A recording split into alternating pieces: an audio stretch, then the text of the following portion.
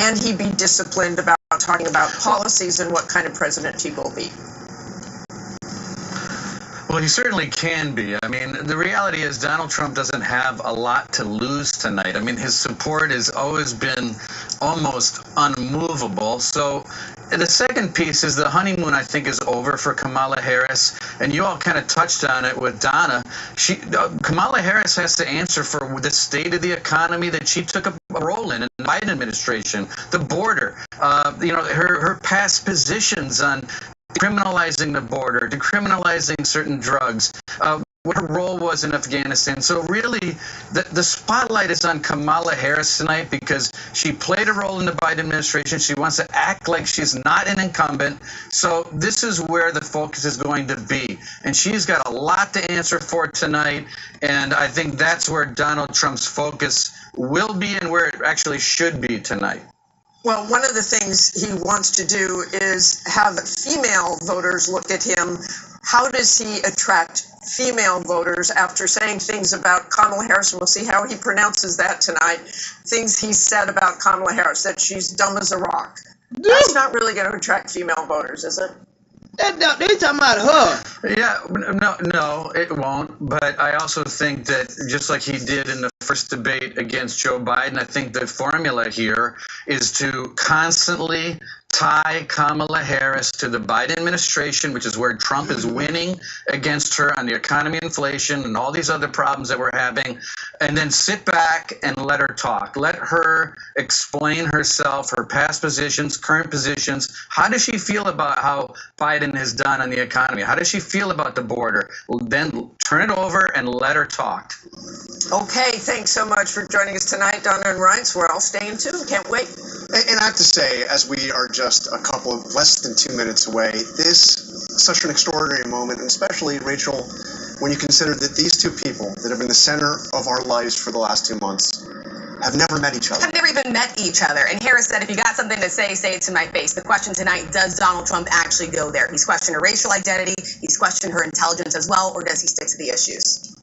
Look, this is the largest audience they're likely going to have in this race. It will be interesting to see if Harris can make clear the stark choice before voters. And where does she decide to land her punches? She can punch hard. Can she do that while rising above the needling coming her way? But first and foremost, are we going to see a handshake when the two of them meet for the first time? We didn't back in 2016 when I did that debate. We'll stand by to see that tonight. But the first time, side to side, together. And I have my doubts that we're going to see that handshake, but what we are going to see is a spirited debate and perhaps the most consequential general election debate we have ever seen, because almost certainly going to be the last one. So with the stakes so high, the presidential debate just moments away, we have the entire news division keeping an eye on everything. We are going to be fact-checking on our live blog. It's all going to be happening right here. The debate now just 10 seconds away, and we will be back with our post-game show as soon as it's over. We are going to toss it right now to David Miller and Lindsay Davis.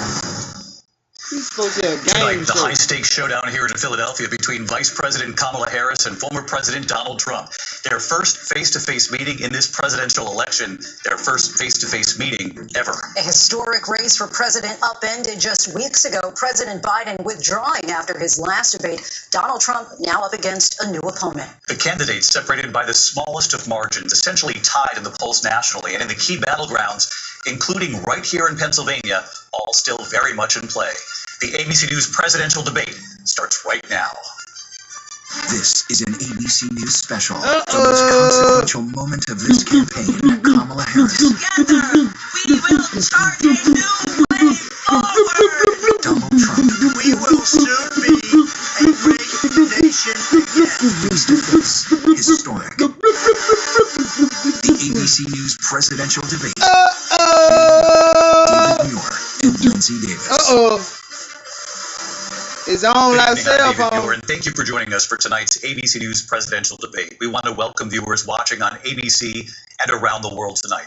Vice President Kamala Harris and President Donald Trump are just moments away from taking the stage in this unprecedented race for president. And I'm Lindsay Davis. Tonight's meeting could be the most consequential event of their campaigns, with Election Day now less than 2 months away. For Vice President Kamala Harris, this is her first debate since President Biden withdrew from the race on July 21st. Of course, that decision followed his debate against President Donald Trump in June. Since then, this race has taken on an entirely new dynamic. And that brings us to the rules of tonight's debate. 90 minutes with 2 commercial breaks. No topics or questions have been shared with the campaigns.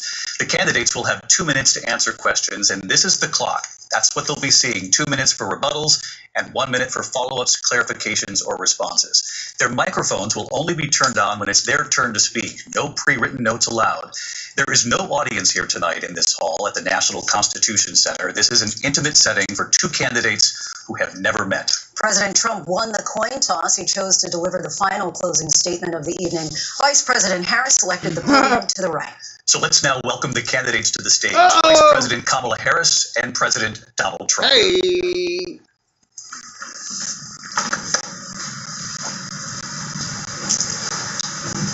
Kamala Harris. Let's have a good debate. Thank you. Welcome to you both. It's wonderful to have you. It's an honor to have you both here tonight. Good evening. We are looking forward to a spirited and thoughtful debate. So let's get started. I want to begin tonight with the issue that voters repeatedly say is their number one issue, and that is the economy and the cost of living in this country. Vice President Harris, you and President Trump were elected 4 years ago, and your opponent on the stage here tonight often asks his supporters, are you better off than you were 4 years ago? When it comes to the economy, do you believe Americans are better off than they were 4 years ago? So I was raised in the middle class kid, and I am actually the only person on this stage who has a plan that is about lifting up the middle class and working people of America. I believe in the ambition, the aspirations, the dreams of the American people. And that is why I imagine and have actually a plan to build what I call an opportunity economy. Because here's the thing. We know that we have a shortage of homes and housing, and the cost of housing is too expensive for far too many people. We know that young families need support to raise their children, and I intend on extending a tax cut for those families of $6,000, which is the largest child tax credit that we have given in a long time, so that those young families can afford to buy a crib, buy a car seat, buy clothes for their children. My passion, one of them, is small businesses. My mother raised my sister and me, but there was a woman who helped raise us. We call her our second mother. She was a small business owner. I love our small businesses. My plan is to give a $50,000 tax deduction to start up small businesses, knowing they are part of the backbone of America's economy. My opponent, on the other hand, his plan is to do what he has done before, which is to provide a tax cut for billionaires and big corporations, which will result in $5 trillion to America's deficit. My opponent has a plan that I call the Trump's sales tax, which would be a 20% tax on everyday goods that you rely on to get through the month. Economists have said that Trump sales tax would actually result for middle-class families in about $4,000 more a year, because of his policies and his ideas about what should be the backs of middle-class people paying for tax cuts for billionaires. President Trump, I'll give you 2 minutes. First of all, I have no sales tax. That's an incorrect statement. She knows that. We're doing tariffs on other countries. Other countries are going to finally, after 75 years, pay us back for all that we've done for the world. And the tariff will be substantial in some cases. I took in billions and billions of dollars, as you know, from China. In fact, they never took the tariff off because it was so much money they can't. It would totally destroy everything that they've set out to do. They're taking in billions of dollars from China and other places. They've left the tariffs on. When I had it, I had tariffs, and yet I had no inflation. Look, we've had a terrible economy because inflation which is really known as a country buster. It breaks up countries. We have inflation like very few people have ever seen before, probably the worst in our nation's history. We were at 21%, but that's being generous because many things are 50, 60, 70, and 80% higher than they were just a few years ago. This has been a disaster for people, for the middle class, but for every class. On top of that, we have millions of people pouring into our country from prisons and jails, from mental institutions and insane asylums, and they're coming in and they're taking jobs that are occupied right now by African Americans and Hispanics, and also unions. Unions are going to be affected very soon. And you see what's happening. You see what's happening with towns throughout the United States. You look at Springfield, Ohio. You look at Aurora in Colorado. They are taking over the towns. They're taking over buildings. They're going in violently. These are the people that Xi and Biden led into our country, and they're destroying our country. They're dangerous. They're at the highest level of criminality, and we have to get them out. We have to get them out fast. I created one of the greatest economies in the history of our country. I'll do it again and even better. We are going to get to immigration and border security during this debate, but I would like to let Vice President Harris respond on the economy here. Well, I would love to. Let's talk about what Donald Trump left us. Donald Trump left us the worst unemployment since the Great Depression. Donald Trump left us the worst public health epidemic in a century. Donald Trump left us the worst attack on our democracy since the Civil War. And what we have done is clean up Donald Trump's mess. What we have done and what I intend to do is build on what we know are the aspirations and the hopes of the American people. But I'm going to tell you all in this debate tonight, you're going to hear from the same old tired playbook, a bunch of lies, grievances, and name-calling. What you're going to hear tonight is a detailed and dangerous plan called Project 2025 that the former president intends on implementing if he were elected again. I believe very strongly that the American people want a president who understands the importance of bringing us together, knowing we have so much more in common than what separates us. And I pledge to you to be a president for all Americans. President Trump, will give you a minute here to respond. Number one, I have nothing to do, as you know, and as she knows better than anyone, I have nothing to do with Project 2025. That's out there. I haven't read it. I don't want to read it purposely. I'm not going to read it. This was a group of people that got together. They came up with some ideas, I guess some good, some bad, but it makes no difference. I have nothing to do. Everybody knows I'm an open book. Everybody knows what I'm going to do. Cut taxes very substantially and create a great economy like I did before. We had the greatest economy. We got hit with a pandemic, and the pandemic was not since 1917, where 100 million people died, has there been anything like it. We did a phenomenal job with the pandemic. We handed them over a country where the economy and where the stock market was higher than it was before the pandemic came in. Nobody's ever seen anything like it. We made ventilators for the entire world. We got gowns, we got masks, we did things that nobody thought possible. And people give me credit for rebuilding the military. They give me credit for a lot of things, but not enough credit for the great job we did with the pandemic. But the only jobs they got were bounce back jobs. These were jobs bounced back, and it bounced back and it went to their benefit. But I was the one that created them. They know it, and so does everybody else. Vice President Harris, I'll let you respond. So Donald Trump has no plan for you. And when you look at his economic plan, it's all about tax breaks for the richest people. I am offering what I describe as an opportunity economy, and the best economists in our country, if not the world, have reviewed our relative plans for the future of America. What Goldman Sachs has said is that Donald Trump's plan would make the economy worse. Mine would strengthen the economy. What the Wharton School has said is Donald Trump's plan would actually explode the deficit. 16 Nobel laureates have described his economic plan as something that would increase inflation and by the middle of next year would invite a recession. You just have to look at where we are and where we stand on the issues. And I'd invite you to know that Donald Trump actually has no plan for you because he is more interested in defending himself than he is in looking out for you. It's just a soundbite. They gave her that to say. Look, I went to the Wharton School of Finance, and many of those professors, the top professors, think my plan is a brilliant plan. It's a great plan. It's a plan that's going to bring up our worth, our value as a country. It's going to make people want to be able to go and work and create jobs and create a lot of good, solid money for our country. And just to finish off, she doesn't have a plan. She copied Biden's plan, and it's like 4 sentences, like run, spot, run. 4 sentences that are just, oh, we'll try and lower taxes. She doesn't have a plan. Take a look at her plan. She doesn't have a plan.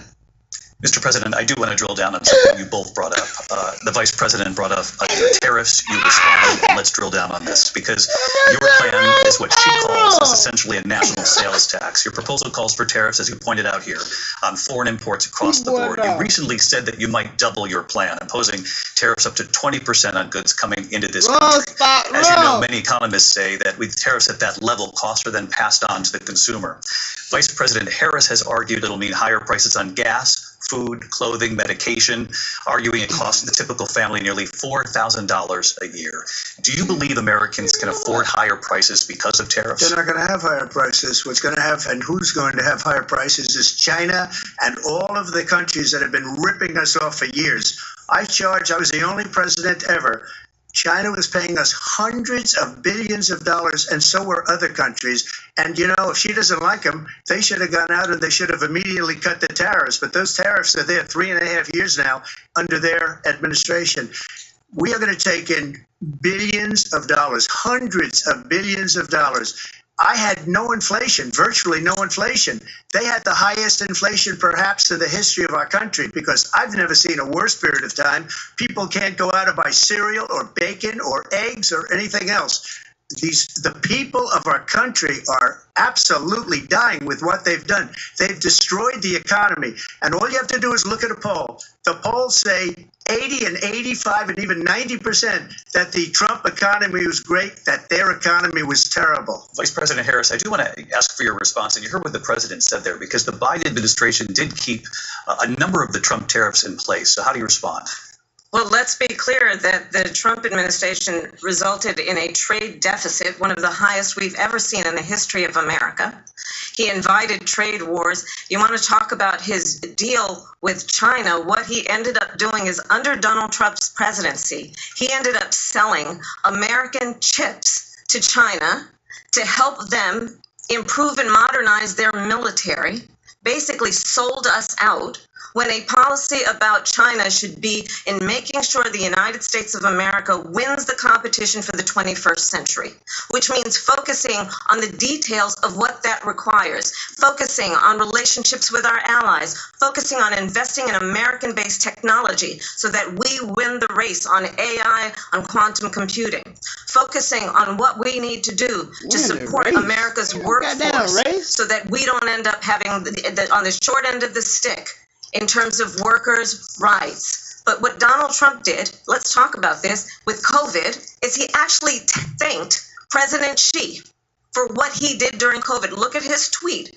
Thank you, President Xi, exclamation point, when we know that Xi was responsible for lacking and not giving us transparency about the origins of COVID. President Trump, I'll let you respond. First of all, they bought their chips from Taiwan. We hardly make chips anymore because of philosophies like they have and policies like they have. I don't say her because she has no policy. Everything that she believed 3 years ago and 4 years ago is out the window. She's going to my philosophy now. In fact, I was going to send her a MAGA hat. She's gone to my philosophy. But if she ever got elected, she'd change it. And it will be the end of our country. She's a Marxist. Everybody knows she's a Marxist. Her father's a Marxist professor in economics, and he taught her well. But when you look at what she's done to our country, and when you look at these millions and millions of people that are pouring into our country monthly, where it's, I believe, 21 million people, not the 15 that people say, and I think it's a lot higher than the 21. That's bigger than New York State pouring in. And just look at what they're doing to our country. They're criminals. Many of these people coming in are criminals. And that's bad for our economy, too. You know, you mentioned before, we'll talk about immigration later. Bad immigration is the worst thing that can happen to our economy. They have, and she has, destroyed our country with policy that's insane. Almost policy that you'd say they have to hate our country. President Trump, thank you. Lindsay. I want to turn to the issue of abortion. President Trump, you've often touted that you were able to kill Roe v. Wade. Last year, you said that you were proud to be the most pro-life president in American history. Then last month, you said that your administration would be great for women and their reproductive rights. In your home state of Florida, you surprised many with regard to your 6-week abortion ban because you initially had said that it was too short. And you said, quote, I'm going to be voting that we need more than 6 weeks. But then the very next day, you reversed course and said you would vote to support the 6-week ban. Vice President Harris says that women shouldn't trust you on the issue of abortion because you've changed your position so many times. Therefore, why should they trust you? Well, the reason I'm doing that vote is because the plan is, as you know, the vote is, they have abortion in the 9th month. They even have, and you can look at the governor of West Virginia, the previous governor of West Virginia, not the current governor, who's doing an excellent job, but the governor before, he said the baby will be born and we will decide what to do with the baby. In other words, we'll execute the baby. And that's why I did that, because that predominates, because they're radical. The Democrats are radical in that. And her vice presidential pick, which I think is a horrible pick, by the way, for our country, because he is really out of it. But her vice presidential pick says abortion in the 9th month is absolutely fine. He also says execution after birth. It's execution, no longer abortion, because the baby is born, is okay. And that's not okay with me, hence the vote. But what I did is something for 52 years. They've been trying to get Roe v. Wade into the states. And through the genius and heart and strength of 6 Supreme Court justices, we were able to do that. Now, I believe in the exceptions for rape, incest, and life of the mother. I believe strongly in it. Ronald Reagan did also. 85% of Republicans do exceptions. Very important. But we were able to get it, and now states are voting on it. And for the first time, you're going to see, look, this is an issue that's torn our country apart for 52 years. Every legal scholar, every Democrat, every Republican, liberal, conservative, they all wanted this issue to be brought back to the states where the people could vote. And that's what happened. Now, Ohio, the vote was somewhat liberal. Kansas, the vote was somewhat liberal, much more liberal than people would have thought. But each individual state is voting. It's the vote of the people now. It's not tied up in the federal government. I did a great service in doing it. It took courage to do it. And the Supreme Court had great courage in doing it. And I give tremendous credit to those 6 justices. There is no state in this country where it is legal to kill a baby after it's born. Madam Vice President, I want to get your response to President Trump. Well, as I said, you're going to hear a bunch of lies, and that's not actually a surprising fact. Let's understand how we got here. Donald Trump hand-selected 3 members of the United States Supreme Court with the intention that they would undo the protections of Roe v. Wade.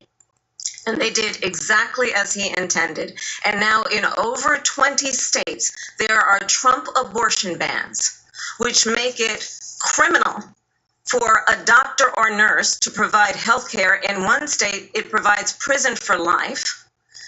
Trump abortion bans that make no exception even for rape and incest, which understand what that means. A survivor of a crime of violation to their body does not have the right to make a decision about what happens to their body next. That is immoral. And one does not have to abandon their faith or deeply held beliefs to agree. The government, and Donald Trump certainly, should not be telling a woman what to do with her body. I have talked with women around our country. You want to talk about this is what people wanted? Pregnant women who want to carry a pregnancy to term, suffering from a miscarriage, being denied care in an emergency room because the healthcare providers are afraid they might go to jail, and she's bleeding out in a car in the parking lot. She didn't want that. Her husband didn't want that. A 12 or 13-year-old survivor of incest being forced to carry a pregnancy to term. They don't want that. And I pledge to you, When Congress passes a bill to put back in place the protections of Roe v. Wade, as President of the United States, I will proudly sign it into law. But understand, if Donald Trump were to be reelected, he will sign a national abortion ban. Understand, in his Project 2025, there would be a national abortion, a monitor that would be monitoring your pregnancies, your miscarriages. I think the American people believe that certain freedoms, in particular the freedom to make decisions about one's own body, should not be made by the government. Thank you, Vice President Harris. Well, there she goes again. It's a lie. I'm not signing a ban, and there's no reason to sign a ban because we've gotten what everybody wanted. Democrats, Republicans, and everybody else, and every legal scholar wanted it to be brought back into the states, and the states are voting. And it may take a little time, but for 52 years, this issue has torn our country apart, and they've wanted it back in the states. And I did something that nobody thought was possible. The states are now voting. What she says is an absolute lie. And as far as the abortion ban, no, I'm not in favor of abortion ban, but it doesn't matter because this issue has now been taken over by the states. Would you veto a national abortion ban if it came Well, to I your won't desk? have to because, again, two things. Number one, she said she'll go back to Congress. She'll never get the vote. It's impossible for her to get the vote, especially now with the 50-50 and essentially 50-50 in both Senate and the House. She's not going to get the vote. She can't get the vote. She won't even come close to it. So it's just talk. You know what it reminds me of when they said they're going to get student loans terminated, and it ended up being a total catastrophe. The student loans, and then her, I think probably her boss, if you call him a boss, he spends all his time on the beach. But look, her boss went out and said, we'll do it again. We'll do it a different way. And he went out, got rejected again by the Supreme Court. So all these students got taunted with this whole thing about this whole idea and how unfair that would have been. Part of the reason they lost to the millions and millions of people that had to pay off their student loans. They didn't get it for free. But they were saying it's the same way that they talked about that they talk about abortion. But if I could just get a yes or no, because your running mate, J.D. Vance, has said that you would veto it if you did come to your desk. Well, I didn't discuss it with J.D. In all fairness, J.D., and I don't mind if he has a certain view, but I think he was speaking for me, but I really didn't. Look, we don't have to discuss it because she'd never be able to get it, just like she couldn't get student loans. They couldn't get student loans. They didn't even come close to getting student loans. They taunted young people and a lot of other people that had loans. They can never get this approved. So it doesn't matter what she says about going to Congress. Well, wonderful. Let's go to Congress. Do it. But the fact is that for years they wanted to get it out of Congress and out of the federal government. And we did something that everybody said couldn't be done. And now you have a vote of the people on abortion. Vice President Harris, I want to give you your time to respond, but I do want to ask, would you support any restrictions on a woman's right to an abortion? I absolutely support reinstating the protections of Roe v. Wade. And as you rightly mentioned, nowhere in America is a woman carrying a pregnancy to term and asking for an abortion. That is not happening. It's insulting to the women of America. And understand what has been happening under Donald Trump's abortion bans. Couples who pray and dream of having a family are being denied IVF treatments. What is happening in our country? Working people, working women who are working one or two jobs, who can barely afford childcare as it is, have to travel to another state to get on a plane sitting next to strangers to go and get the health care she needs. I told y'all there gonna be some stuff Barely going can on. afford to do it, and what you are putting her through is unconscionable. And the people of America have not, the majority of Americans believe in a woman's right to make decisions about her own body.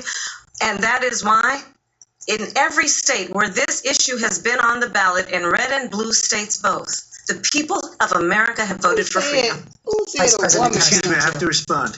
Another lie. It's another lie.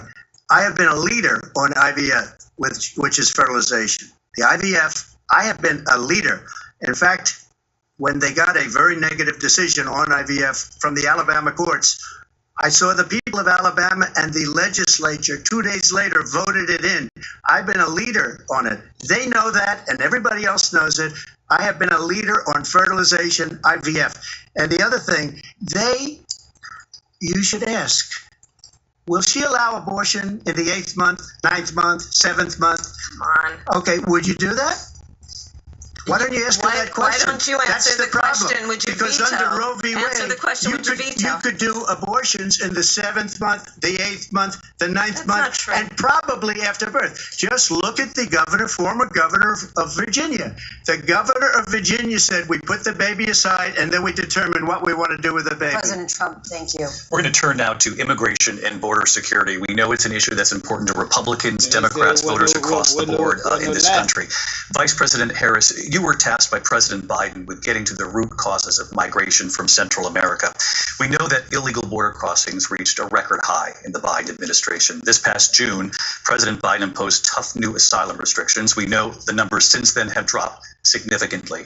But my question to you tonight is, why did the administration wait until 6 months before the election to act? And would you have done anything differently from President Biden on this? So I'm the only person on this stage who has prosecuted transnational criminal organizations for the trafficking of guns, drugs, and human beings. And let me say that the United States Congress, including some of the most conservative members of the United States Senate, came up with a border security bill, which I supported. And that bill would have put 1,500 more border agents on the border to help those folks who are working there right now overtime, trying to do their job. It would have allowed us to stem the flow of fentanyl coming into the United States. I know there are so many families watching tonight who have been personally affected by the surge of fentanyl in our country. That bill would have put more resources to allow us to prosecute transnational criminal organizations for trafficking in guns, drugs, and human beings. But you know what happened to that bill? Donald Trump got on the phone, called up some folks in Congress, and said, kill the bill. And you know why? Because he'd prefer to run on a problem instead of fixing a problem. And understand, this comes at a time where the people of our country actually need a leader who engages in solutions, who actually addresses the problems at hand. But what we have in the former president is someone who would prefer to run on a problem instead of fixing a problem. And I'll tell you something, he's going to talk about immigration a lot tonight, even when it's not the subject that is being raised. And I'm going to actually do something really unusual, and I'm going to invite you to attend one of Donald Trump's rallies, because it's a really interesting thing to watch. You will see during the course of his rallies, he talks about fictional characters like Hannibal Lecter. He will talk about windmills cause cancer. And what you will also notice is that people start leaving his rallies early out of exhaustion and boredom. And I will tell you, the one thing you will not hear him talk about is you. You will not hear him talk about your needs, your dreams, and your desires.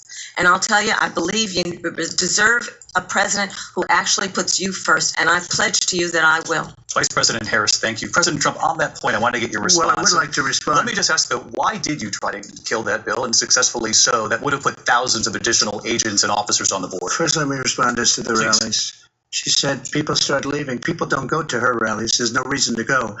And the people that do go, she's bussing them in and paying them to be there, and then showing them in a different light.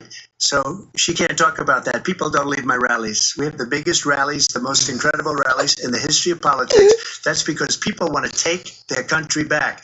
Our country is being lost. We're a failing nation. And it happened 3.5 years ago. And what's going on here, you're going to end up in World War III, just to go into another subject. What they have done to our country by allowing these millions and millions of people to come into our country, and look at what's happening to the towns all over the United States. And a lot of towns don't want to talk. It's not going to be Aurora or Springfield. A lot of towns don't want to talk about it because they're so embarrassed by it.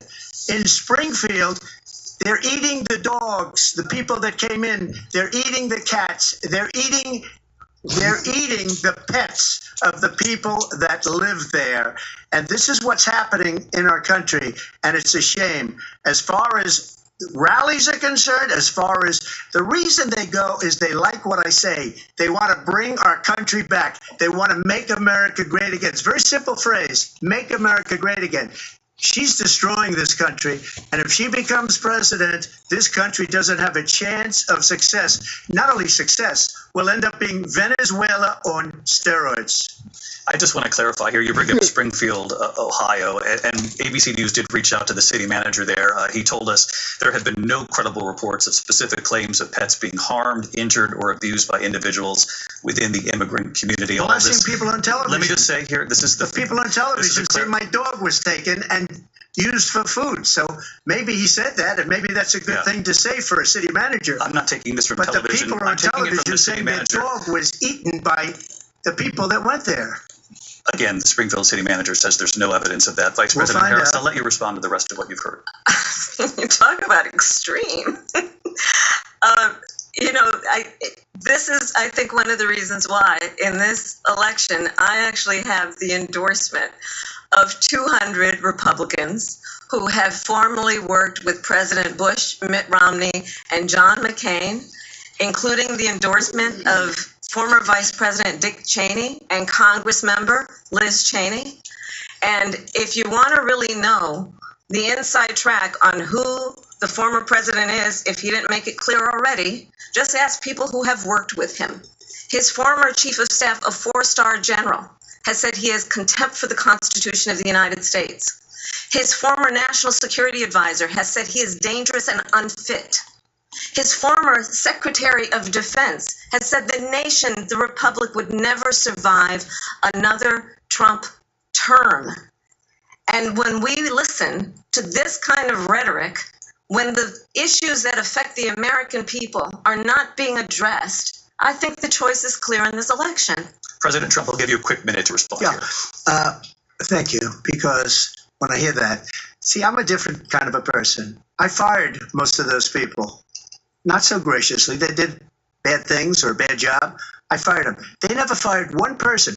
They didn't fire anybody having to do with Afghanistan and the Taliban and the 13 people who's were just killed, viciously and violently killed. And I got to know the parents and the family. They didn't fire. They should have fired all those generals, all those top people, because that was one of the most incompetently handled situations anybody has ever seen. So when somebody does a bad job, I fire him. And you take a guy like Esper. He was no good. I fired him. So he writes a book. Another one writes a book. Because with me, they can write books. With nobody else can they. But they have done such a poor job. And they never fire anybody. Look at the economy. Look at the inflation. They didn't fire any of their economists. They have the same people. That's a good way not to have books written about you. But just to finish, I got more votes than any Republican in history by far. In fact, I got more votes than any sitting president in history by far.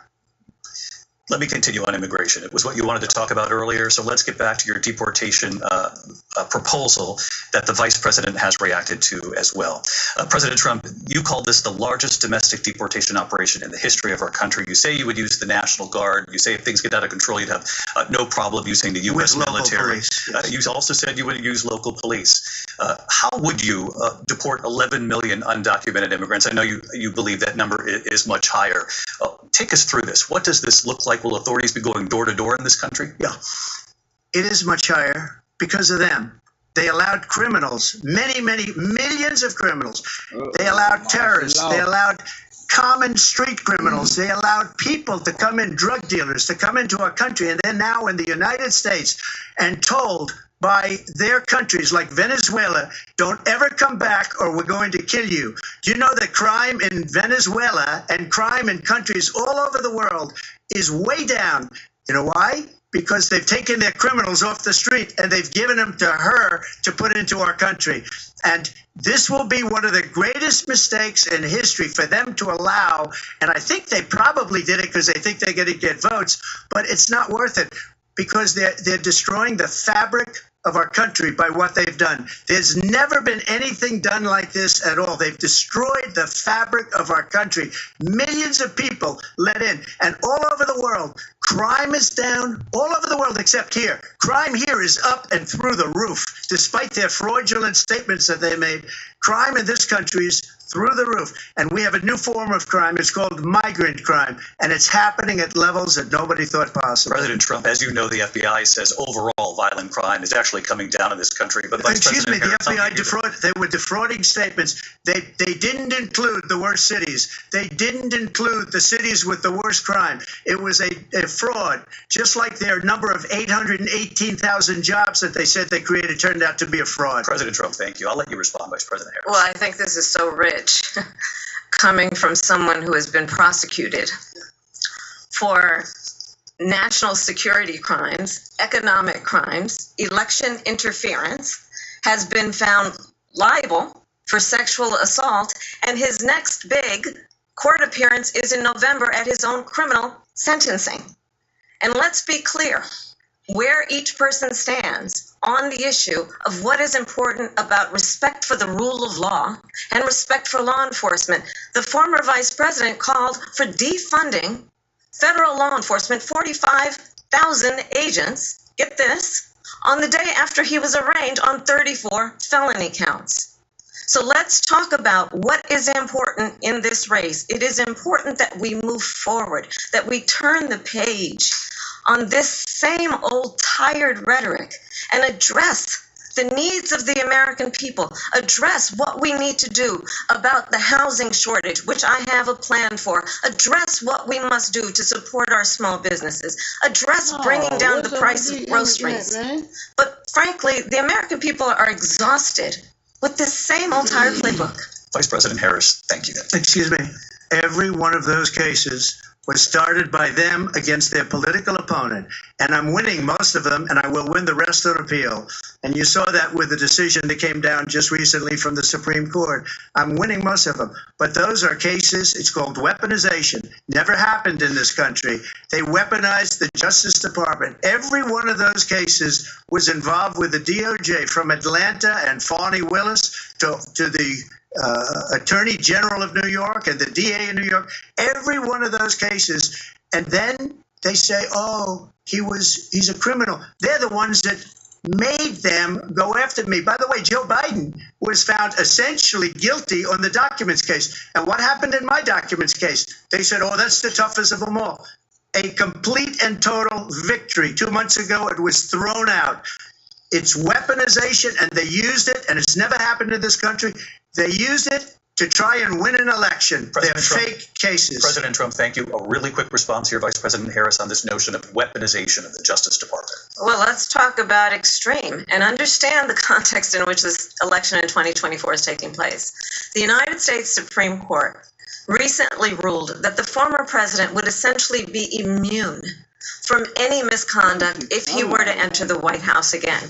Understand, this is someone who has openly said he would terminate, I'm quoting, terminate the Constitution of the United States. That he would weaponize the Department of Justice against his political enemies. Someone who has openly expressed disdain for members of our military. Understand what it would mean if Donald Trump were back in the White House with no guardrails, because certainly we know now the court won't stop him. We know J.D. Vance is not going to stop him.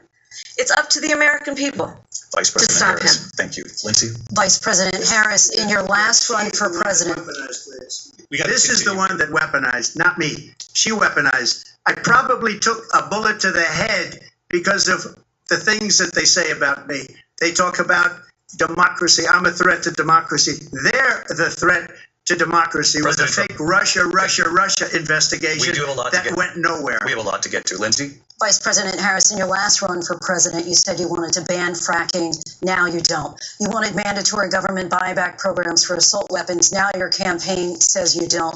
You supported decriminalizing border crossings. Now you're taking a harder line. I know you say that your values have not changed. So then why have so many of your policy positions changed? So my values have not changed, and I'm going to discuss every one of at least every point that you've made. But in particular, let's talk about fracking because we're here in Pennsylvania. I made that very clear in 2020. I will not ban fracking. I have not banned fracking as Vice President of the United States. And in fact, I was the tie-breaking vote on the Inflation Reduction Act, which opened new leases for fracking. My position is that we have got to invest in diverse sources of energy so we reduce our reliance on foreign oil. We have had the largest increase in domestic oil production in history because of an approach that recognizes that we cannot over-rely on foreign oil. As it relates to my values, let me tell you, I grew up a middle-class kid, raised by a hardworking mother who worked and saved and was able to buy our first home when I was a teenager. The values I bring to the importance of home ownership, knowing not everybody got handed $400 million on a silver platter and then filed bankruptcy 6 times, is a value that I bring to my work, to say we are going to work with the private sector and home builders to increase 3 million homes, increase by 3 million homes by the end of my first term. My work that is related to having a friend when I was in high school who was sexually assaulted by her stepfather. And my focus then on protecting women and children from violent crime is based on a value that is deeply grounded in the importance of standing up for those who are most vulnerable. My work that is about protecting Social Security and Medicare is based on long-standing work that I have done, protecting seniors from scams. My values have not changed. And what is important is that there is a president who actually brings values and a perspective that is about lifting people up and not beating people down and name-calling. The true measure of the leader is the leader who actually understands the strength is not in beating people down, it's in lifting people up. I intend to be that president. President Trump, your response. First of all, I wasn't given $400 million. I wish I was. My father was a Brooklyn builder, Brooklyn, Queens, and a great father, and I learned a lot from him. But I was given a fraction of that, a tiny fraction, and I built it into many, many billions of dollars, many, many billions. And when people see it, they are even surprised. So we don't have to talk about that. Fracking, she's been against it for 12 years. Defund the police, she's been against that forever. She gave all that stuff up very wrongly, very horribly, and everybody's laughing at it, okay? They're all laughing at it. She gave up at least 12 and probably 14 or 15 different policies. Like, she was big on defund the police. In Minnesota, she went out, wait a minute, I'm talking now, if you don't mind, please. Does that sound familiar? She went out in Minnesota and wanted to let criminals that killed people, that burned down Minneapolis, she went out and raised money to get them out of jail. She did things that nobody would ever think of. Now she wants to do transgender operations on illegal aliens that are in prison. This is a radical left liberal that would do this. She wants to confiscate your guns, and she will never allow fracking in Pennsylvania. If she won the election, fracking in Pennsylvania will end on day one. Just to finish one thing, so important in my opinion. So I got the oil business going like nobody has ever done before. When they took over, they got rid of it, started getting rid of it, and the prices were going up the roof. They immediately let these guys go to where they were. I would have been 5 times, 4 times, 5 times higher, because you're talking about 3.5 years ago. They got it up to where I was because they had no choice, because the prices of energy were quadrupling and doubling. You saw what happened to gasoline. So they said, let's go back to Trump.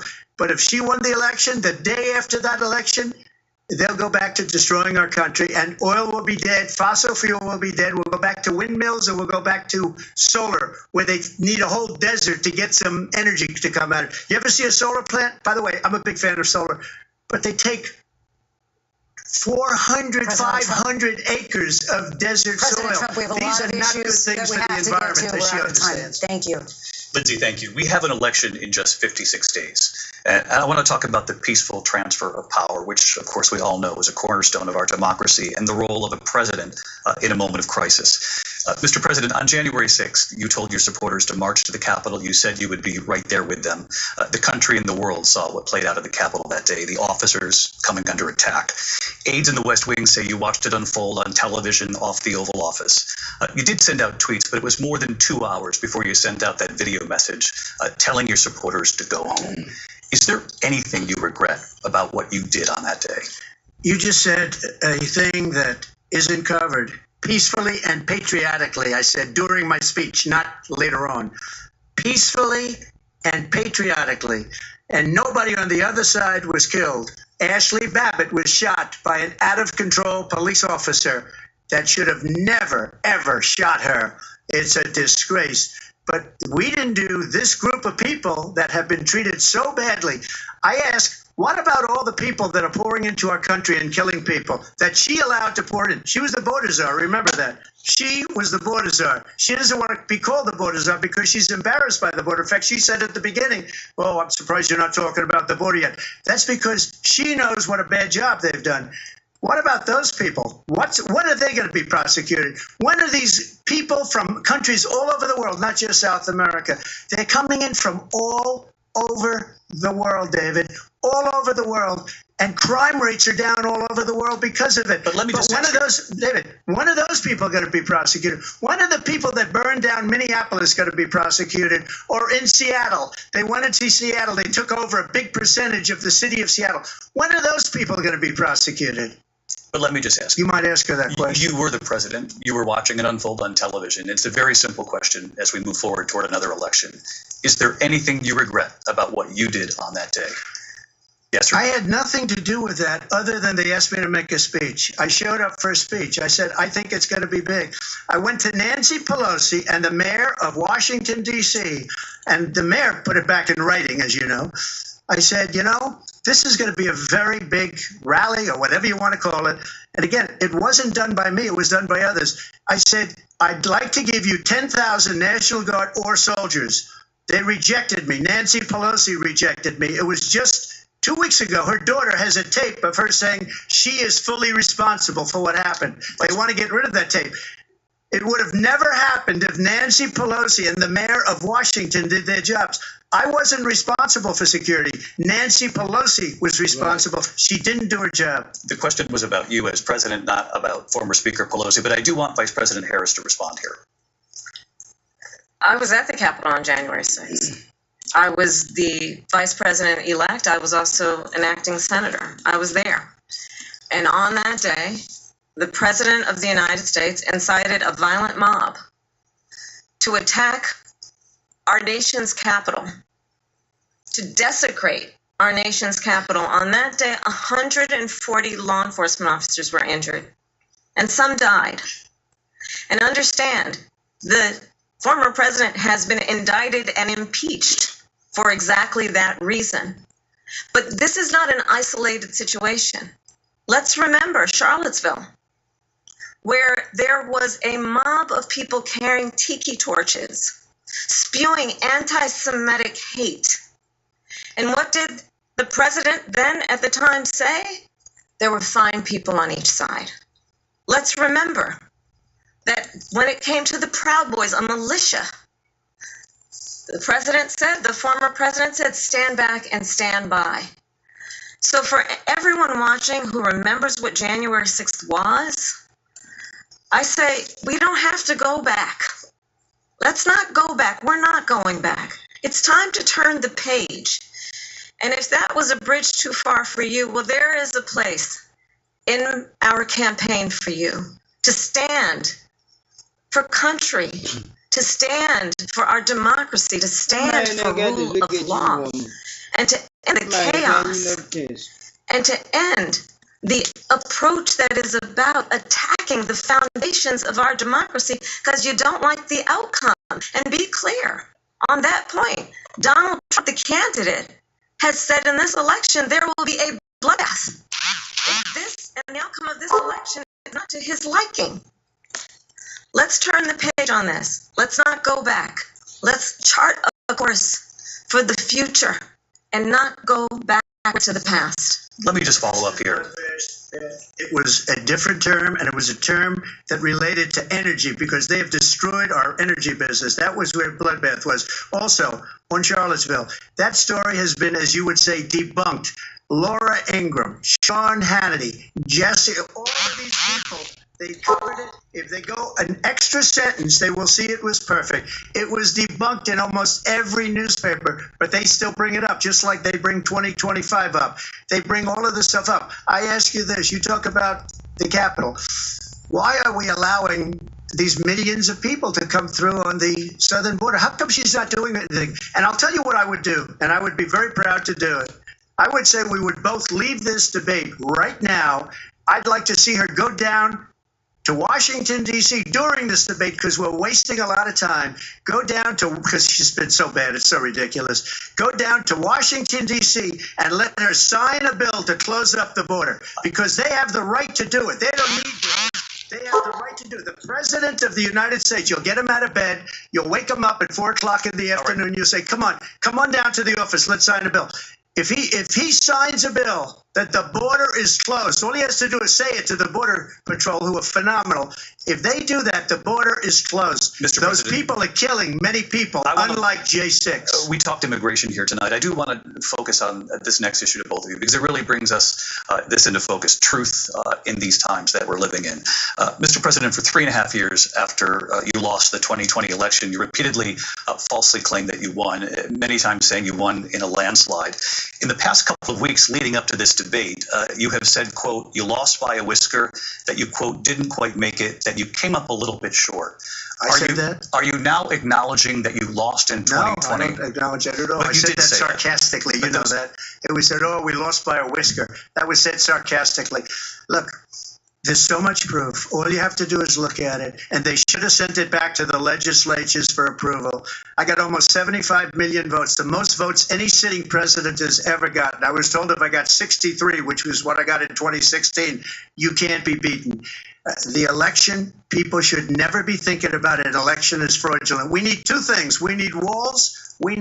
And we have to have it. We have to have borders, and we have to have good elections. Our elections are bad. And a lot of these illegal immigrants coming in, they're trying to get them to vote. They can't even speak English. They don't even know what country they're in practically. And these people are trying to get them to vote. And that's why they're allowing them to come into our country. I did watch all of these pieces of video.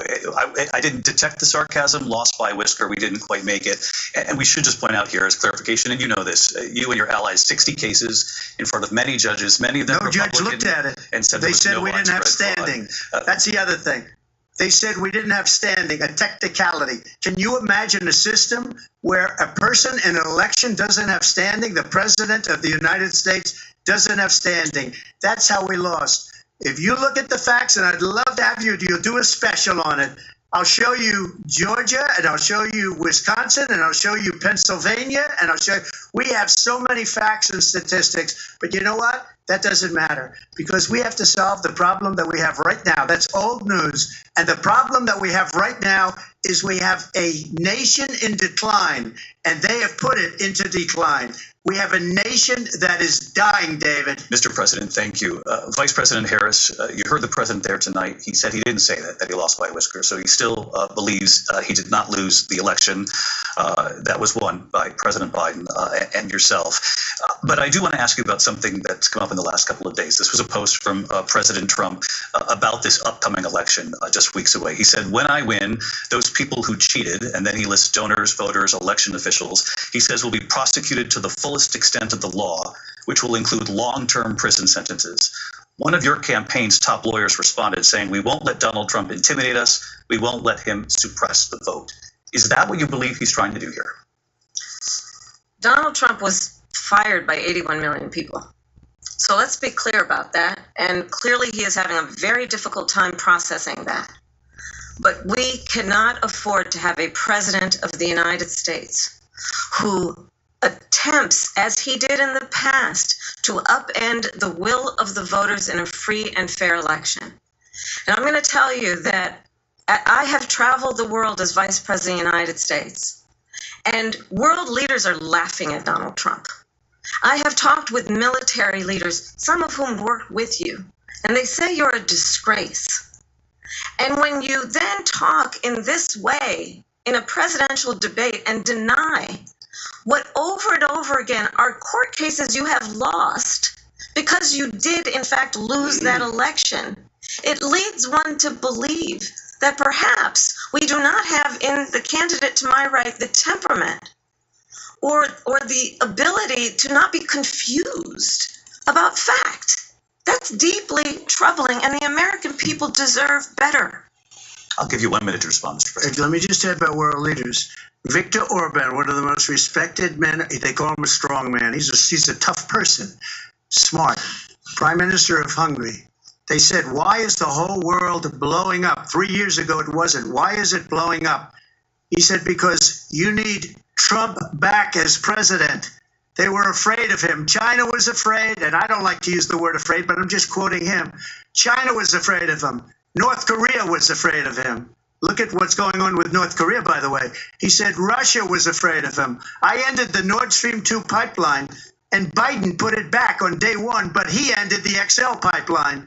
The XL pipeline in our country, he ended that. But he let the Russians build a pipeline going all over Europe and heading into Germany, the biggest pipeline in the world. Look, Viktor Orban said it. He said the most respected, most feared person is Donald Trump. We had no problems when Trump was president. But when this weak, pathetic man that you saw at a debate just a few months ago, that if he weren't in that debate, he'd be running instead of her. She got no votes. He got 14 million votes. What you did, you talk about a threat to democracy. He got 14 million votes, and they threw him out of office. And you know what? I'll give you a little secret. He hates her. He can't stand her. But he got 14 million votes. They threw him out. She got 0 votes. And when she ran, she was the first one to leave because she failed. And now she's running. I don't understand it, but I'm okay with it because your time is I think we're going to do very well. We've got a lot more to get to. Turning now to the Israel-Hamas war and the hostages who are still being held, Americans among them. Vice President Harris, in December, you said, quote, Israel has a right to defend itself, but you added, quote, it matters how, saying international humanitarian law must be respected. Israel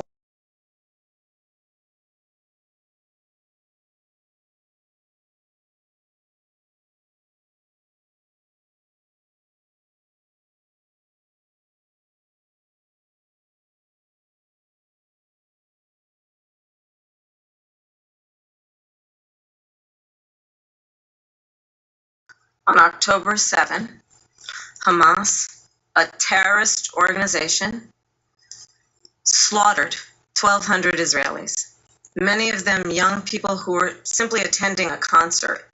Women were horribly raped. And so absolutely, I said then, I say now, Israel has a right to defend itself. We would. And how it does so matters.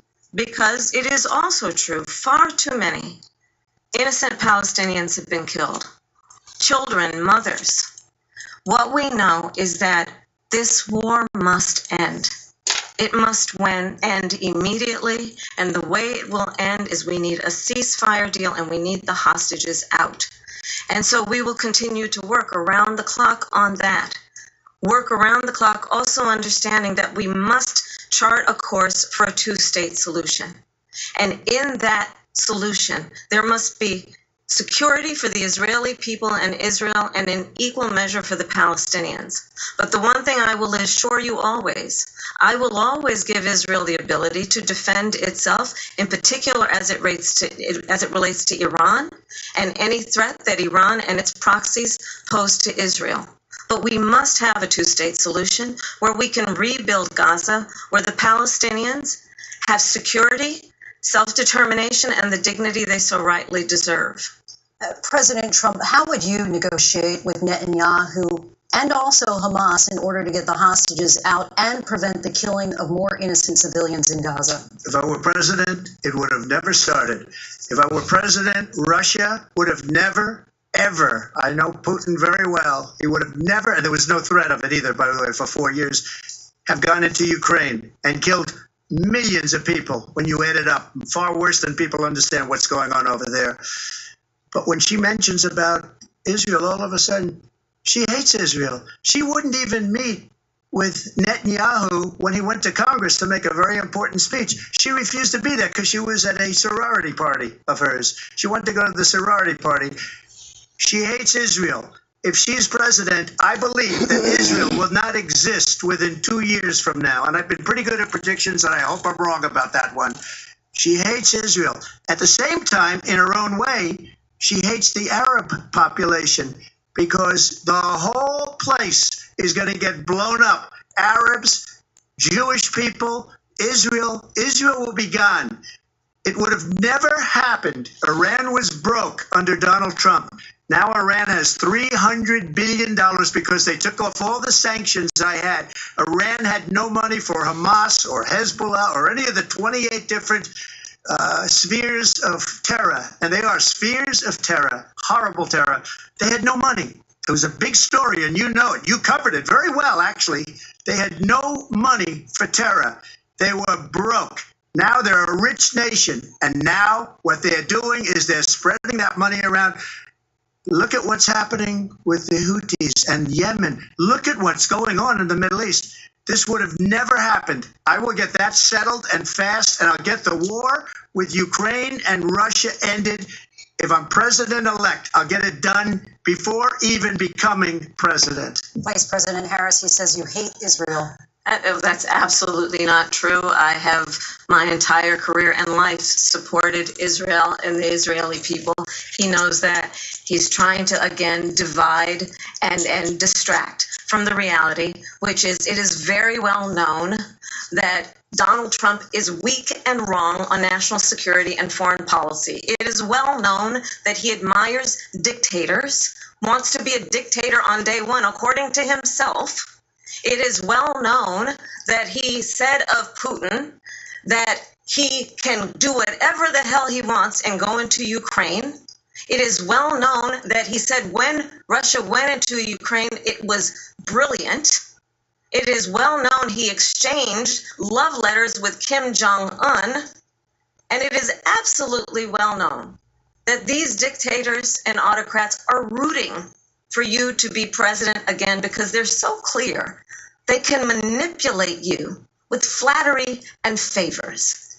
And that is why so many military leaders who you have worked with have told me you are a disgrace.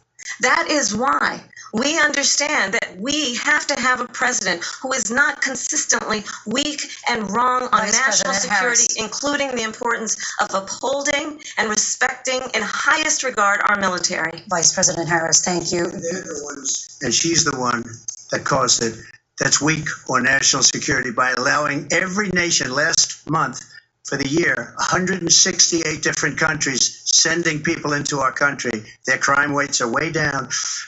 Putin endorsed her last week, said, I hope she wins. And I think he meant it because what he's gotten away with is absolutely incredible. It wouldn't have happened with me.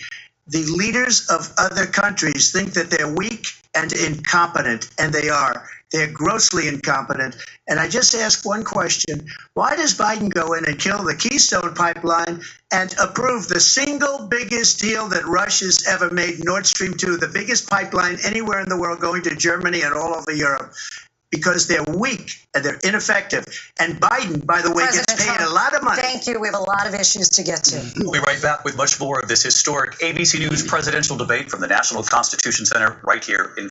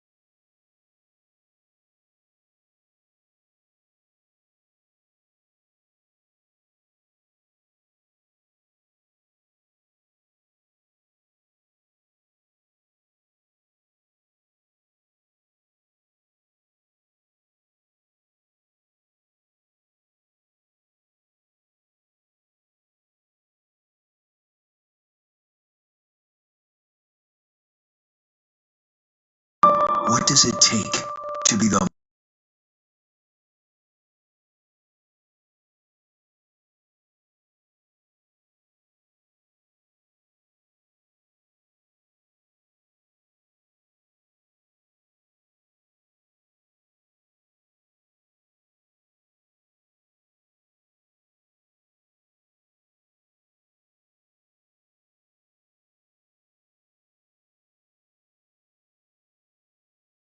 Constitution Center in Philadelphia, Pennsylvania? Here again, David Muir and Lindsay Davis. Welcome back to this historic ABC News presidential debate tonight. We're going to continue here, and I want to turn to the war in Ukraine. We're now 2.5 years into this conflict. Mr. President, it has been the position of the Biden administration that we must defend Ukraine from Russia, from Vladimir Putin, to defend their sovereignty, their democracy, that it's in America's best interest to do so, arguing that if Putin wins, he may be emboldened to move even further into other countries. You have said you would solve this war in 24 hours. You said so just before the break tonight. How exactly would you do that? And I want to ask you a very simple question tonight. Do you want Ukraine to win this war? I want the war to stop. I want to save lives that are being uselessly, people being killed by the millions. It's the millions. It's so much worse than the numbers that you're getting, which are fake numbers. Look, we're in for 250 billion or more because they don't ask Europe, which is a much bigger beneficiary to getting this thing done than we are. They're in for $150 billion less because Biden and you don't have the courage to ask Europe like I did with NATO. They paid billions and billions, hundreds of billions of dollars when I said, either you pay up or we're not going to protect you anymore. So that's maybe one of the reasons they don't like me as much as they like weak people.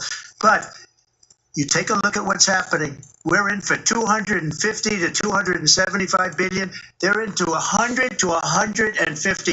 They should be forced to equalize. With that being said, I want to get the war settled. I know Zelensky very well, and I know Putin very well. I have a good relationship, and they respect your president, okay? They respect me. They don't respect Biden. How would you respect him? Why? For what reason? He hasn't even made a phone call in 2 years to Putin, hasn't spoken to anybody. They don't even try and get it. That is a war that's dying to be settled. I will get it settled before I even become president. If I win, when I'm president-elect, and what I'll do is I'll speak to one, I'll speak to the other, I'll get them together. That war would have never happened. And in fact, when I saw Putin after I left, unfortunately left because our country has gone to hell. But after I left, when I saw him building up soldiers, he did it after I left. I said, oh, he must be negotiating. It must be a good, strong point of negotiation. Well, it wasn't, because Biden had no idea how to talk to him. He had no idea how to stop it. And now you have millions of people dead, and it's only getting worse, and it could lead to World War III. Don't kid yourself, David. We're playing with World War III, and we have a president that we don't even know if he's. Where is our president? We don't even know if he's a president. And just to clarify they here, threw him out of a campaign like a dog. We don't even know. Is he our president? But we have a president, Mr. President, that doesn't know he's alive. Your time is up. Just to clarify in the question, do you believe it's in the U.S. best interest for Ukraine to win this war, yes or no? I think it's the U.S. best interest to get this war finished and just get it done. All right. Negotiate a deal, because we have to stop all of these human lives from being destroyed. I want to take this to Vice President Harris. I want to get your thoughts on support for Ukraine in this moment, but also as Commander-in-Chief, if elected, how would you deal with Vladimir Putin, and would it be any different from what we're seeing from President Biden? Well, first of all, it's important to remind the former president you're not running against Joe Biden, you're running against me. I believe the reason that Donald Trump says that this war would be over within 24 hours is because he would just give it up. And that's not who we are as Americans. Let's understand what happened here. I actually met with Zelensky a few days before Russia invaded, tried through force to change territorial boundaries, to defy one of the most important international rules and norms, which is the importance of sovereignty and territorial integrity. And I met with President Zelensky. I shared with him American intelligence about how he could defend himself. Days later, I went to NATO's eastern flank, to Poland and Romania. And through the work that I and others did, we brought 50 countries together to support Ukraine in its righteous defense. And because of our support, because of the air defense, the ammunition, the artillery, the javelins, the Abrams tanks that we have provided, Ukraine stands as an independent and free country. If Donald Trump were president, Putin would be sitting in Kyiv right now. And understand what that would mean, because Putin's agenda is not just about Ukraine.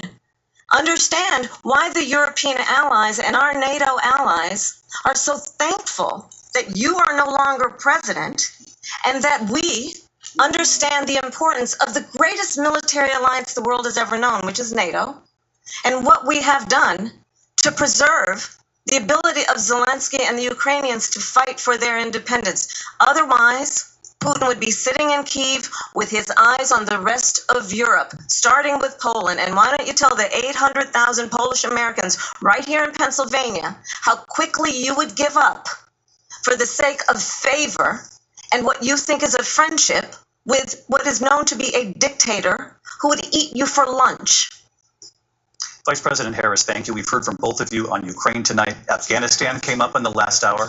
I wanted her to respond to something you said earlier, and now, please, I'll give you a minute here. Putin would be sitting in Moscow, and he wouldn't have lost 300,000 men and women, but he would have been sitting in Moscow. Quiet, please. He would have been sitting in Moscow, much happier than he is right now. But eventually, he's got a thing that other people don't have. He's got nuclear weapons. They don't ever talk about that. He's got nuclear weapons. Nobody ever thinks about that. And eventually, maybe he'll use them, and maybe he hasn't been that threatening. But he does have that, something we don't even like to talk about. Nobody likes to talk about it. But just so you understand, they sent her to negotiate peace before this war started. 3 days later, he went in and he started the war because everything they said was weak and stupid.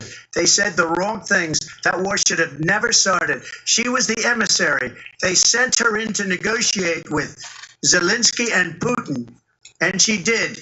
And the war started 3 days later. And that's the kind of talent we have with her. She's worse than Biden. In my opinion, I think he's the worst president in the history of our country.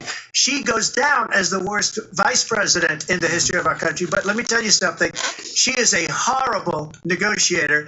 They sent her in to negotiate. As soon as they left, Putin did the invasion. President Trump, thank you. You did bring up something. You said she went to negotiate with Vladimir Putin. Vice President Harris, have you ever met Vladimir Putin? Can you clarify tonight? Yet again, I said at the beginning of this debate, you're going to hear a bunch of lies coming from this fella. And that is another one.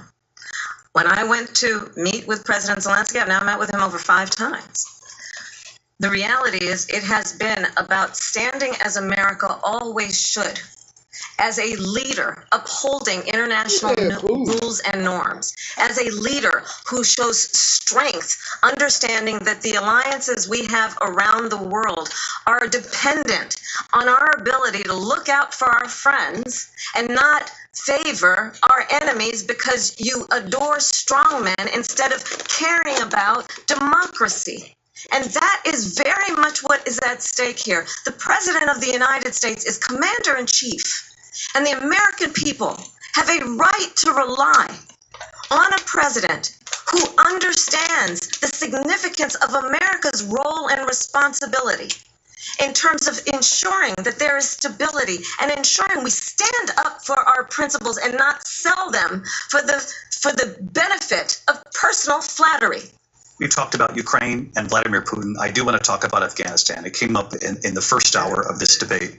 I wanted to move on to Afghanistan. Said Trump did the most amazing thing I've ever seen.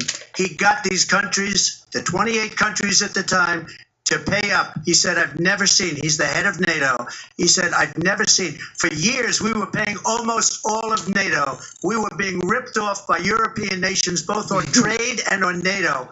I got them to pay up by saying one of the statements you made before, if you don't pay, we're not going to protect you. Otherwise, Trump, we would have never gotten it. He said it was one of the most incredible jobs that he's ever seen done. Thank you. I want to turn to Afghanistan. It came up in the first hour of the debate, and we witnessed a poignant moment today on Capitol Hill, honoring the soldiers who died in the chaotic withdrawal from Afghanistan. I do want to ask the Vice President, do you believe you bear any responsibility in the way that withdrawal played out? Well, I will tell you, I agreed with President Biden's decision to pull out of Afghanistan. 4 presidents said they would, and Joe Biden did. And as a result, America's taxpayers are not paying the $300 million a day we were paying for that endless war. And as of today, there is not one member of the United States military who is in active duty in a combat zone in any war zone around the world, the first time this century. But let's understand how we got to where we are. Donald Trump, when he was president, negotiated one of the weakest deals you can imagine. He calls himself a deal maker. Even his national security advisor said it was a weak, terrible deal. And here's how it went down.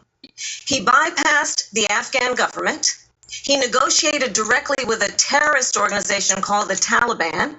The negotiation involved the Taliban getting 5,000 Taliban terrorists released. And get this. And the president at the time invited the Taliban to Camp David, a place of storied significance for us as Americans, a place where we honor the importance of American diplomacy, where we invite and receive respected world leaders. And this former president, as president, invited them to Camp David because he does not again appreciate the role and responsibility of the President of the United States to be commander-in-chief with a level of respect. And this gets back to the point of how he has consistently disparaged and demeaned members of our military, fallen soldiers, and the work that we must do to uphold the strength and the respect of the United States of America around the world. Vice President Harris, thank you. President Trump, your response to her saying that you began the negotiations with the Taliban. So if you take a look at that period of time, the Taliban was killing our soldiers, a lot of them, with snipers. And I got involved with the Taliban because the Taliban was doing the killing. That's the fighting force within Afghanistan. They don't bother doing that because, they deal with the wrong people all the time. But I got involved. And Abdul is the head of the Taliban. He is still the head of the Taliban. And I told Abdul, don't do it anymore. You do it anymore, you're going to have problems. And he said, why do you send me a picture of my house? I said, you're going to have to figure that out, Abdul. And for 18 months, we had nobody killed. We did have an agreement negotiated by Mike Pompeo. It was a very good agreement. The reason it was good, we were getting out. We would have been out faster than them, but we wouldn't have lost the soldiers. We wouldn't have left many Americans behind, and we wouldn't have left $85 billion worth of brand new, beautiful military equipment behind. And just to finish, they blew it. The agreement said you have to do this, and they didn't do it. The agreement was terminated by us because they didn't do what they were supposed to do. I want to move on. And these people did the worst withdrawal, and in my opinion, the most embarrassing moment in the history of our country. And by the way, that's why Russia attacked Ukraine, because they saw how incompetent she and her boss are. President Trump, thank you. I want to move on now to race and politics in this country. Mr. President, you recently said of Vice President Harris, quote, I didn't know she was black until a number of years ago when she happened to turn black, and now she wants to be known as black. I want to ask a bigger picture question here tonight. Why do you believe it's appropriate to weigh in on the racial identity of your opponent? I don't, and I don't care. I don't care what she is. I don't care. You make a big deal out of something. I couldn't care less. Whatever she wants to be is okay with me. But those were your words. So I don't know. I mean, all I can say is I read where she was not black, that she put out, and I'll say that. And then I read that she was black, and that's okay. Either one was okay with me. That's up to her. Vice President Harris, your thoughts on this? Honestly, I think it's a tragedy that we have someone who wants to be president who has consistently, over the course of his career, attempted to use race to divide the American people.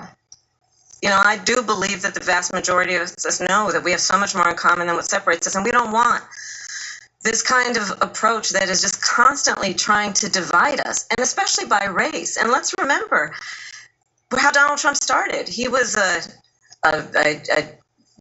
land. He owned land. He owned buildings, and he was investigated because he refused to rent property to Black families. Let's remember, this is the same individual who took out a full-page ad in the New York Times calling for the execution of 5 young Black and Latino boys who were innocent, the Central Park 5. Took out a full-page ad calling for their execution.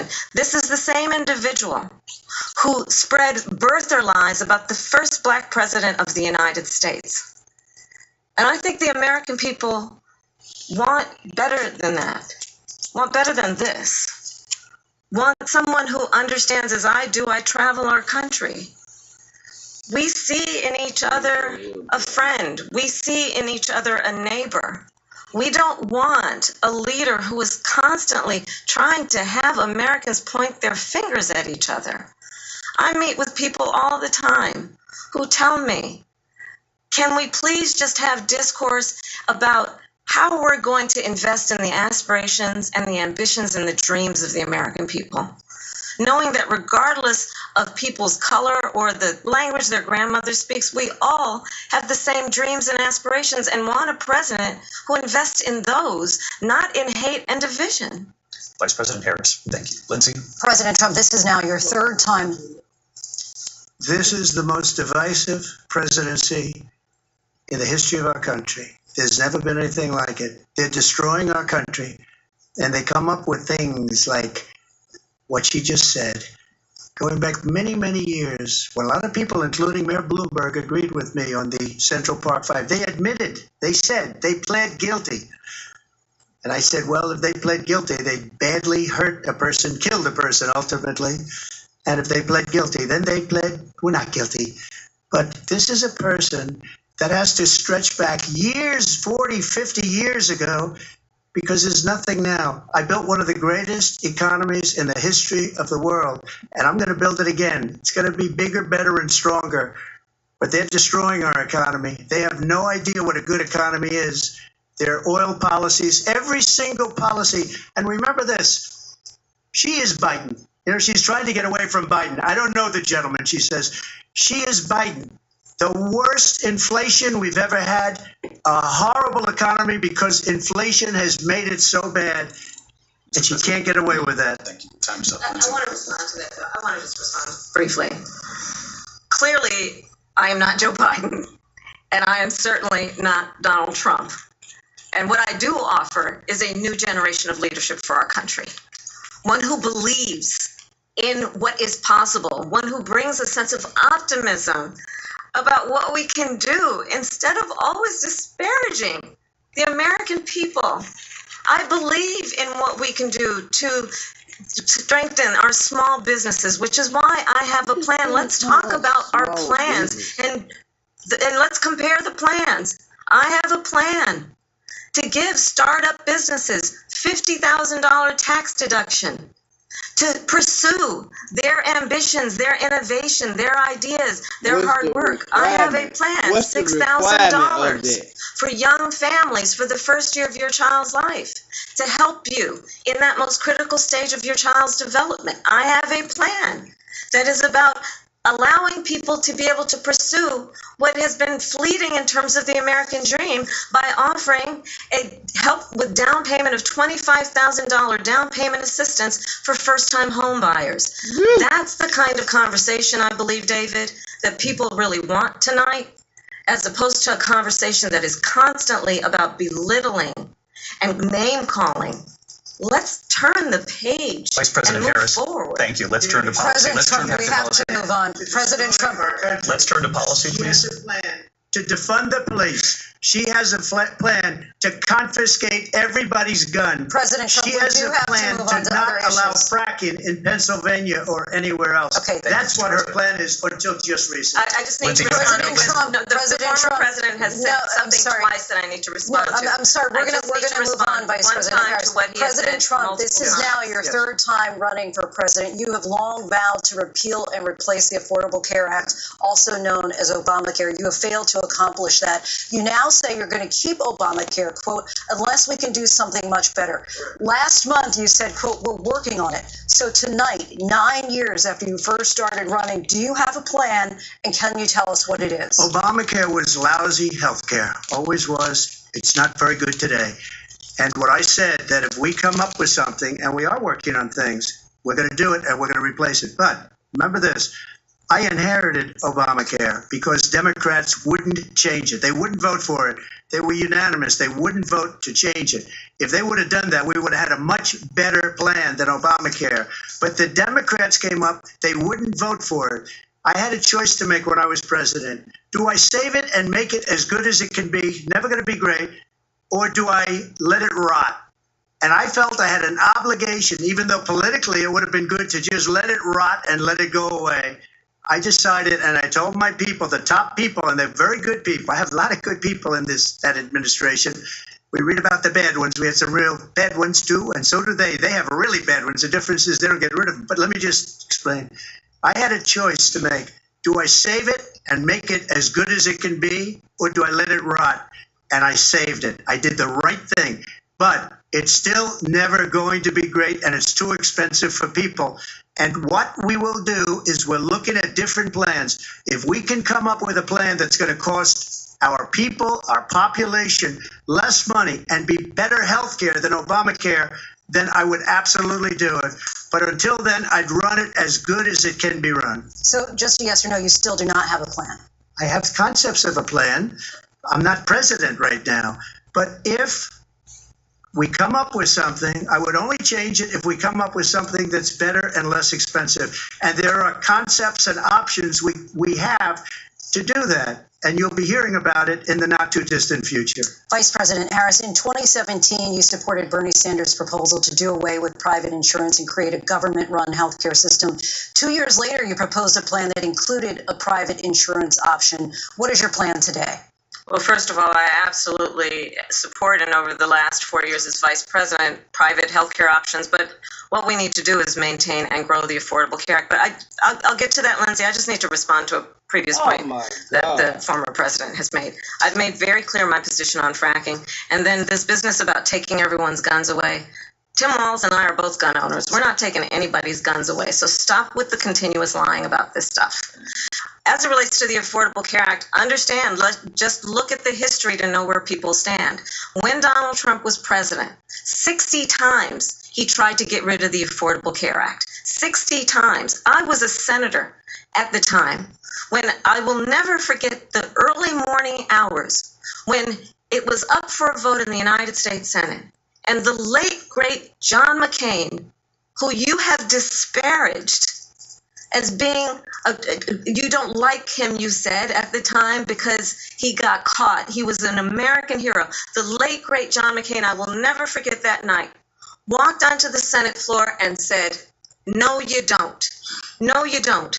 No, you don't get rid of the Affordable Care Act. You have no plan. And what the Affordable Care Act has done is eliminate the ability of insurance companies to deny people with pre-existing conditions.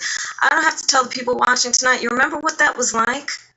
Remember when an insurance company could deny if a child had asthma, if someone was a breast cancer survivor, if a grandparent had diabetes? And thankfully, as I've been vice president and we over the last 4 years have strengthened the Affordable Care Act, we have allowed for the first time Medicare to negotiate drug prices on behalf of you, the American people. Donald Trump said he was going to allow Medicare to negotiate drug prices. He never did. We did. And now we have capped the cost of insulin at $35 a month. Since I've been vice president, we have capped the cost of prescription medication for seniors at $2,000 a year.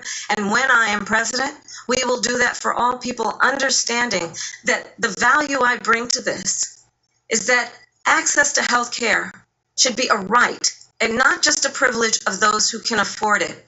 And the plan has to be to strengthen the Affordable Care Act, not get rid of it. Vice President Harris, in terms of where Donald Trump stands on that. I want to move to an issue that's important for a lot of... You made a mistake. Number one, John McCain fought Obamacare for 10 years. But it wasn't only him. It were all of the Democrats that kept it going. And you know what? we can do much better than Obamacare, much less money. But she won't improve private insurance for people, private medical insurance. That's another thing she doesn't want to get. People are paying privately for insurance that have worked hard and made money, and they want to have private. She wants everybody to be on government insurance where you wait 6 months for an operation that you need immediately. President Trump, thank you. We have another issue that we'd like to get to that's important for a number of Americans, in particular younger voters, and that's climate change. President Trump, with regard to the environment, you say that we have to have clean air and clean water. Vice President Harris, you call climate change an existential threat. The question to you both tonight is, what would you do to fight climate change? And Vice President Harris, we'll start with you. 1 minute for you each. Well, the former president had said that climate change is a hoax.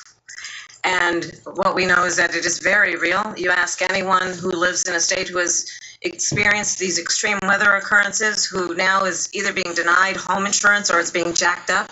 You ask anybody who has been the victim of what that means in terms of losing their home, having nowhere to go. We know that we can actually deal with this issue. The young people of America care deeply about this issue.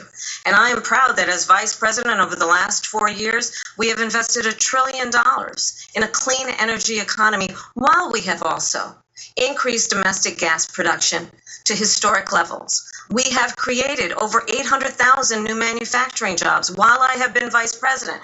We have invested in clean energy to the point that we are opening up factories around the world. Donald Trump said he was going to create manufacturing jobs. He lost manufacturing jobs. And I'm also proud to have the endorsement of the United Auto Workers and Sean Fain, who also know that part of building a clean energy economy includes investing in American-made products, American automobiles. It includes growing what we can do around American manufacturing and opening up auto plants, not closing them like happened under Donald Trump. Vice President Harris, thank you. It didn't happen under Donald Trump. Let me just tell you, they lost 10,000 manufacturing jobs this last month. It's going, they're all leaving. They're building big auto plants in Mexico, in many cases owned by China. They're building these massive plants, and they think they're going to sell their cars into the United States because of these people. What they have given to China is unbelievable. But we're not going to let that. We'll put tariffs on those cars so they can't come into our country, because they will kill the United Auto Workers and any auto worker, whether it's in Detroit or South Carolina or any other place. What they've done to business and manufacturing in this country is horrible. We have nothing because they refuse. You know, Biden doesn't go after people because supposedly China paid him millions of dollars. He's afraid to do it. Between him and his son, they get all this money from Ukraine. They get all this money from all of these different countries. And then you wonder, why is he so loyal to this one, that one, Ukraine, China? Why is he? Why did he get $3.5 million from the mayor of Moscow's wife?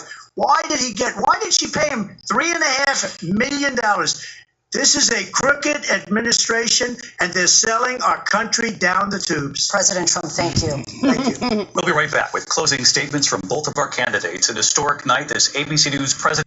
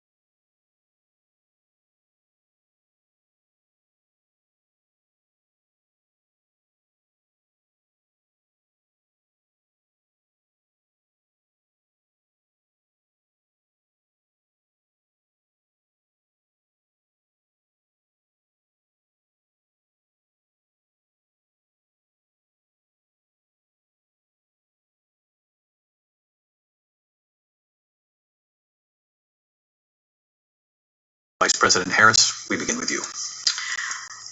So I think you've heard tonight two very different visions for our country. One that is focused on the future, and the other that is focused on the past, and an attempt to take us backward. But we're not going back. And I do believe that the American people know we all have so much more in common than what separates us, and we can chart a new way forward. And a vision of that includes having a plan, understanding the aspirations, the dreams, the hopes, the ambition of the American people, which is why I intend to create an opportunity economy, investing in small businesses, in new families, in what we can do around protecting seniors, what we can do that is about giving hardworking folks a break and bringing down the cost of living. I believe in what we can do together that is about sustaining America's standing in the world and ensuring that we have the respect that we so rightly deserve, including respecting our military and ensuring we have the most lethal fighting force in the world. I will be a president that will protect our fundamental rights and freedoms, including the right of a woman to make decisions about her own body and not have her government tell her what to do. I'll tell you, I started my career as a prosecutor. I was a DA, I was an attorney general, a United States senator, and now vice president. I've only had one client, the people. And I'll tell you, as a prosecutor, I never asked a victim or a witness, are you a Republican or a Democrat? The only thing I ever asked them, are you okay? And that's the kind of president we need right now. Someone who cares about you and is not putting themselves first. I intend to be a president for all Americans and focus on what we can do over the next 10 and 20 years to build back up our country by investing right now in you, the American people. Vice President Harris, thank you. President Trump? So she just started by saying she's going to do this, she's going to do that, she's going to do all these wonderful things. Why hasn't she done it? She's been there for 3.5 years. They've had 3.5 years to fix the border. They've had 3.5 years to create jobs and all the things we talked about. Why hasn't she done it? She should leave right now, go down to that beautiful White House, go to the Capitol, get everyone together and do the things you want to do, but you haven't done it and you won't do it because you believe in things that the American people don't believe in. You believe in things like we're not going to frack, we're not going to take fossil fuel, we're not going to do things that are going to make this country strong, whether you like it or not. Germany tried that, and within 1 year they were back to building normal energy plants. We're not ready for it. We can't sacrifice our country for the sake of bad vision. But I just ask one simple question. Why didn't she do it? We're a failing nation. We're a nation that's in serious decline. We're being laughed at all over the world. All over the world, they're laughed. I know the leaders very well. They're coming to see me. They call me. We're laughed at all over the world. They don't understand what happened to us as a nation. We're not a leader. We don't have any idea what's going on. We have wars going on in the Middle East. We have wars going on with Russia and Ukraine. We're going to end up in a third world war, and it'll be a war like no other because of nuclear weapons, the power of weaponry. I rebuilt our entire military. She gave a lot of it away to the Taliban. She gave it to Afghanistan. What these people have done to our country, and maybe toughest of all, is allowing millions of people to come into our country. Many of them are criminals, and they're destroying our country. The worst president, the worst vice president in the history of our country. President Trump, thank you. And that is our ABC News presidential debate from here in Philadelphia at the National Constitution Center. I'm Lindsay Davis. And I'm David Muir. Thank you for watching here in the U.S. and all over the world and from all of us here at ABC News. Good night.